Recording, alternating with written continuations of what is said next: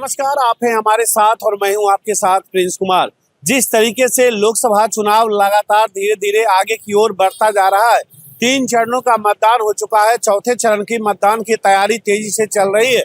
उसी बीच वीआईपी प्रमुख मुकेश सहनी जो है, सन ऑफ मल्लाह कहते हैं अपने आप को, वो लोगों के बीच जा रहे थे प्यार लेने के लिए, लोगों का आशीर्वाद लेने के लिए। उसी के साथ जब मीडिया के सामने वो पटना एयरपोर्ट पे आते हैं तो मीडिया ने जब उनसे सवाल किया काराकट लोकसभा में पवन सिंह को लेकर, तो उन्होंने बहुत बड़ी बात कह दी। उन्होंने कहा कि बीजेपी जो है पवन सिंह को काराकट से उपेंद्र कुशवाहा को चुनाव हराने के लिए भेजी है। लेकिन सबसे पहले आप मुकेश सहनी का उस बयान को सुनिए जिसमें मुकेश सहनी ये बात कहते नजर आ रहे हैं। तो नहीं, तो ये तो एक्चुअली वो लोगों को आपस में कोऑर्डिनेशन नहीं है और सब पार्टी अपने अपने लिए लड़ रहे हैं, चाहे वो एलजेपी हो, चाहे जेडीयू हो या बीजेपी हो, और सब एक दूसरे को हराने के लिए लगे हैं। अब देखिए ना किस तरीके से उपेंद्र कुशवाहा जी को काराकाट में लोगों ने फंसा दिया। पवन सिंह जो वहाँ चुनाव लड़ रहे हैं वो अपने मन से थोड़े लड़ रहे हैं, भारतीय जनता पार्टी के द्वारा उनको लड़ाया जा रहा है।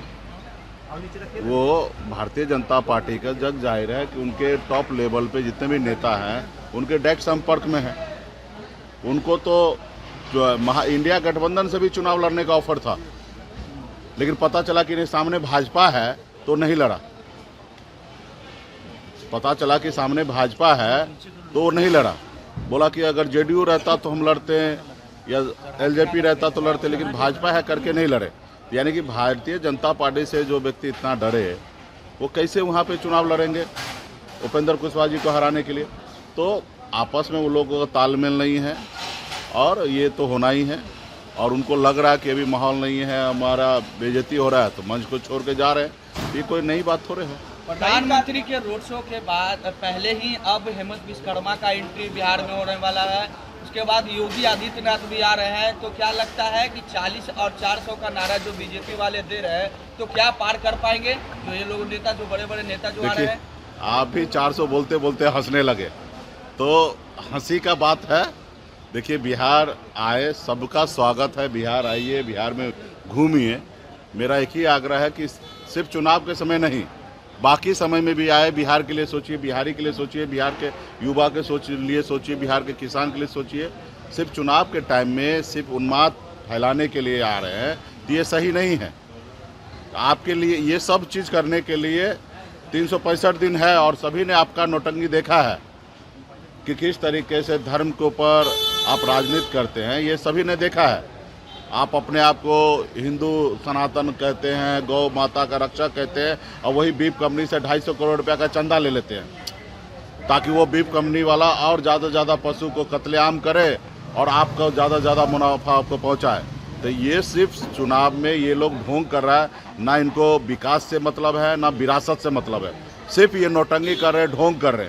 बड़े बड़े पोस्टर पे लिखा है कि विरासत भी रहेगा, विकास भी रहेगा। अरे ना विकास है ना विरासत है, सब ढोंग है। आपको सिर्फ सत्ता में रहना है, गरीब पिछड़ा दलित को अधिकार को खाना है। भी सिर्फ यही भारतीय जनता पार्टी का मूल मंत्र है। कभी भी भारतीय जनता पार्टी या उनके पीछे में जो पर्दे के पीछे आरएसएस है, जो भारतीय जनता पार्टी को मदद करके इस मुकाम तक लाए, कभी आरएसएस का सोच ही नहीं है कि गरीब पिछड़ा दलित आगे बढ़े।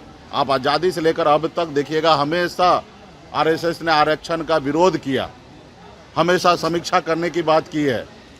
मंडल बनाम कमंडल उन्होंने चालू किया। पिछड़ा दलित ये राज नहीं कर सकता है, जन्मसिद्ध अधिकार है उसको गुलामी करने का, ये आरएसएस का हमेशा एजेंडा में रहा है। तो ये लोग हमेशा गरीब पिछड़ा दलित को साथ नहीं लेना चाहता। उनके हाथ से ये लोग जब पानी नहीं पीता है, जब हमारे हाथ से चाय नहीं पीता है, ये मेरी आवाज़ कैसे संसद भवन में बुलाए उठाएगा? हमारे बेहतरी के लिए कैसे पॉलिसी बनाएगा? कभी नहीं पॉलिसी बनाएगा। तो इसलिए खास करके बहुजन जितने भी समाजवादी राजनीति करने वाले लोग हैं, सेकुलर विचारधारा के लोग हैं, उस सब से आग्रह करता हूँ। खास करके मैं इस देश के नागरिक जो है, खास करके अपर कास्ट है, हमारे बनिया समुदाय है, इन सब से पढ़े लिखे लोगों से मैं हाथ जोड़ के आग्रह करता हूँ कि आपके पास सोचने समझने का बुद्धि है, विवेक है। आप सोचिए कि हमारा देश कहाँ जा रहा है। क्या देश ऐसे चलेगा, हिंदू मुसलमान करके चलेगा, कि देश विकास के रास्ते पे चलेगा? आप पाकिस्तान की चर्चा करते हैं, लेकिन पाकिस्तान चले जाते हैं बिरयानी खाने के लिए। आप चाइना का क्यों नहीं चर्चा करते हैं? जो 18 ट्रिलियन डॉलर का अर्थव्यवस्था उनका है, उसका जिक्र क्यों नहीं करते? आपके हिंदुस्तान का, इंडिया का 8 गुना ज़्यादा वहाँ का अर्थव्यवस्था मजबूत है, आप वो चर्चा क्यों नहीं कर रहे? 1984 में भारत और चाइना एक समान था, बराबरी था। आज देखिए हमसे 7 गुना 8 गुना ज़्यादा धन दौलत उनके पास है।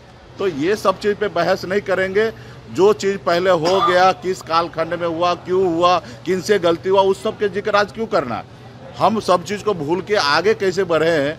हम चाइना को देखें, अमेरिका को देखें, लंदन को देखें, उनसे सीख ले, हम आगे बढ़े।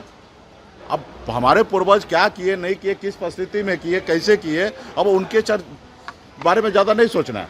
हमें आज के समय में क्या करना चाहिए, उस रास्ते पे चलना है। तो ये लोगों का ढोंग है, और ये ढोंग जनता के बीच में आ गया, युवा के बीच में आ गया, सभी लोग जानने लगे। अभी कोई इनके साथ नहीं है। बहुत बहुत धन्यवाद। आपने सुना किस तरीके से मुकेश सहनी ने साफ साफ कह दिया कि हालात जैसा भी हो, पवन सिंह को काराकाट बीजेपी भेजिए। पवन सिंह खुद वहां नहीं गए हैं, लेकिन अब देखना बड़ा दिलचस्प होगा कि इस आरोप के बाद बीजेपी के तरफ से, उपेंद्र कुशवाहा के तरफ से क्या प्रतिक्रिया आती है, ये तो वक्त बताएगा। फिलहाल मैं आपसे भी प्रतिक्रिया चाहूंगा। आप इस बात को लेकर, इस बयान को लेकर क्या सोचते हैं, कमेंट करके जरूर बताएं। तब तक के लिए बने रहें आप हमारे साथ। मैं हूं आपके साथ प्रिंस कुमार। नमस्कार।